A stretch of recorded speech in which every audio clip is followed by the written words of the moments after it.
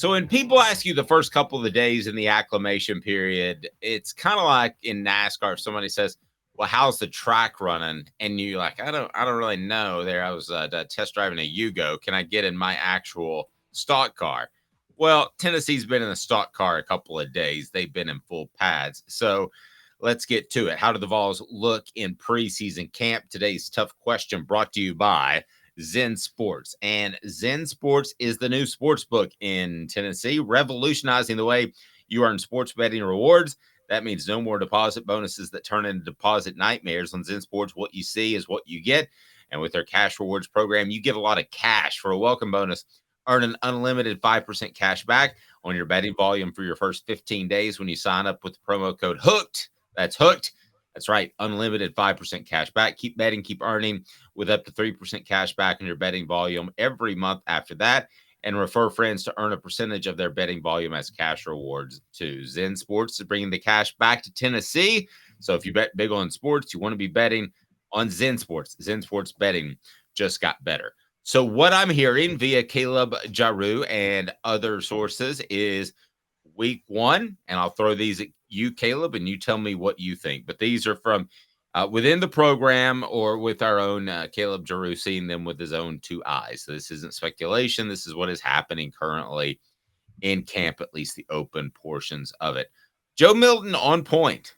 Joe Milton on point to start out preseason camp. And as we spoke to Joe Milton about, it's probably not as much about his arm accuracy. It's probably more about his footwork, which has improved greatly. And that's going to affect his accuracy. But as he told us, Caleb, at SEC Media Days, it's not accuracy so much as it is being on the same page and knowing exactly where you want to throw the ball because of the receiver. So what we're told at this point via Jaru and others is that Joe Milton has been on point and looked incredibly good about a week into preseason camp. Yeah, that's a very good sign. And by the way, we heard that from Joe Milton and Hendon Hooker, who was, as you talked about, was very defensive of Joe Milton, funny enough. And I had never thought about it until it was brought up. So that's a big deal that he's on point. I still have to see it in a game because I'm still not so sure that Joe Milton's... I don't know if he has the right mentality for in-game situations yet. And the Ole Miss game is still in my head, and it's in your head, and it's in John Adams' head. Yes. And that was a panic move. It wasn't like Joe Milton doesn't understand football or doesn't understand time or anything like that. But he panicked being thrust into the game. And that still stands out a little bit. No, I totally agree. So let's kind of subhead this if we're going to go through it. And if that's topic one, as far as the first thing I hear from preseason camp, it's subheaded where A is seems to be on the same page with receivers. Check mark, yes. B seems to have better footwork. Check mark, yes. C is better in clutch game situations. We have zero idea. Not applicable. We don't know until it gets into one of those situations. And that could happen in the first month of the season, perhaps against Virginia or perhaps on the road in the swamp. But I think it may be a little bit longer. So I think that part is a big incomplete as to how he reacts there. He may completely be over it. Yeah, go ahead. I was going to throw this at you. We've seen, I think a great example is Jonathan Crompton. We would have thought of as not clutch, but when put in the right position for the last half of his senior season, he looked pretty darn clutch. Sorry, go ahead. That's a great point because Jonathan Crompton led what should have been a game-winning drive at Alabama. Great clock management. And if Lane Kiffin did not take the ball out of his hands, in my opinion, to cover himself, in your opinion, I think you think he thought it was the right decision. I think he was just trying to cover himself from making a bad call. I think Crompton goes and wins that game. Either way, it was a monstrous mistake. You improve your percentages of making that field goal by more than double if you can pick up another 15 yards. I think it was 42, and it could have been, if I remember my head, like it could have been like a 26. Could have been a 26, 27-yard field goal if you get a run another play or so. Yeah, that was totally on Lane Kiffin. But I'm still like, okay, here's the standard, and this is the gold standard. Dave, tell me if the standard is too unfair, because this is the gold standard of in-game clutch moments. Could Joe Milton never do what Hendon Hooker did in 15 seconds to beat Alabama? A 15-second drive to beat Alabama. You're asking the wrong guy because I'm wired wrong. I think it would be easier to do that than come out and have longer to think about a situation. And by the way, Robert Rexroad, I don't know if you're related to Joe or not. Great guy, covers the Titans. Said just about every great NFL quarterback has a brain fart in a game. That's incredibly true. And if you want to recall this one, this isn't the NFL, but Andy Kelly threw the interception the year before the miracle at South Bend. And Tennessee was coming back to beat Notre Dame in Neyland Stadium. He admittedly threw a flat ball that was intercepted that was not as obviously dumb, but he has said that he knew that that guy was going to cut underneath and he needed to get more air under that ball. And then what did he do the next year? One of the most clutch performances ever in the University of Tennessee with the miracle at South Bend. The other thing that has stood out to this point, defensive line and linebacker depth as a whole. And Tennessee, even though they lose Byron Young, should be better on the front 6 or 7 or front 6 or 7, whatever we call it now. They should be better up front across the board in terms of depth. I don't know that they have a superstar yet, and we'll get to that, but they should be better in both places because of depth, right? Yes, and it's funny you bring that up. Defensive line and linebacker should be significantly better than last year. I think linebacker is a unique it's going to be unique strength for Tennessee this year. Last year when Jeremy Banks went down, Tennessee did not have the options to run the stunts and blitz packages they wanted to run.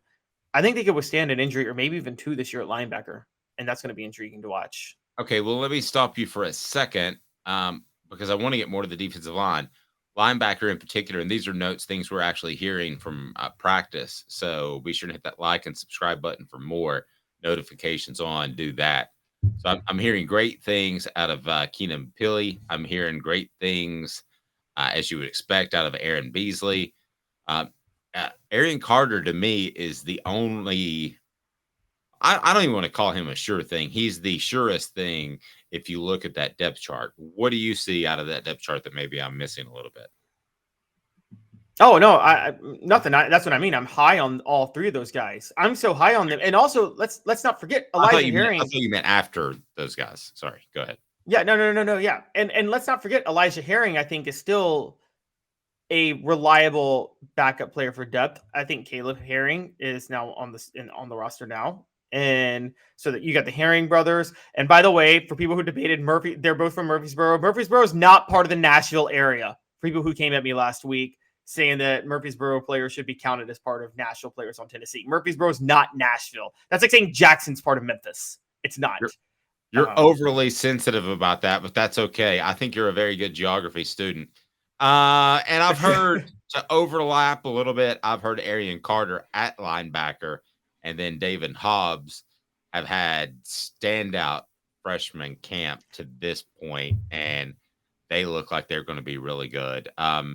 Cooper Mays, maybe because he's proven and you don't have to play him as much, has missed some time. And at those times, I'm told the offensive line has been shaky again. I don't think this is any sort of injury to report. I would, with all that Cooper's played, I'd be real easy on him too.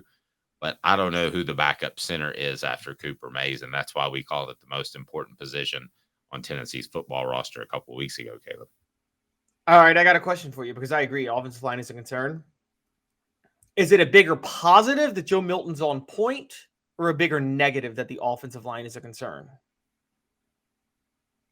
You saying that he's not getting pressure from the first team defensive unit? Is that No. The offensive line. The offensive line. Is it a bigger positive for Tennessee that Joe Milton is?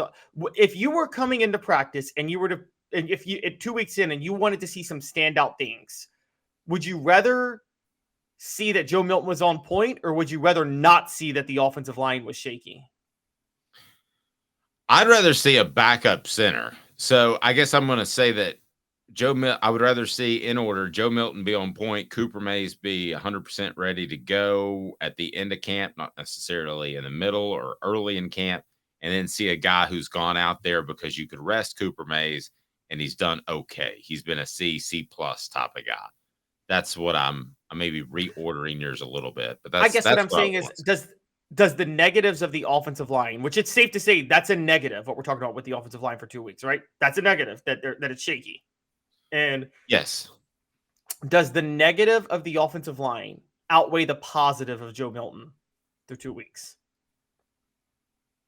Uh, Barely, yes, because you're replacing Darnell Wright, and just because you're not facing the same ones, you're going to be facing elite pass rushers, and you don't have Darnell Wright, who we didn't know it at this time last year. Okay, I want to be really clear. Nobody said we both thought Darnell Wright was going to be really good, but nobody said he's just going to lock down Will Anderson during the Alabama game, and he's going to have an incredible year and be a first round pick. So nobody thought that, but that could still happen.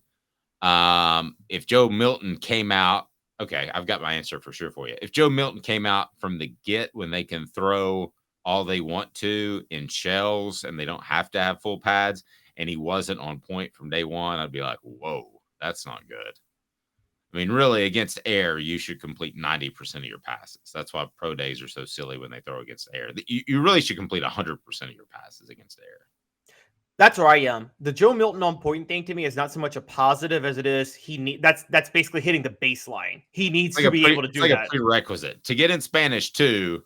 Trust me, I know. Unfortunately, you had to finish a year of Spanish 1. Yes, exactly.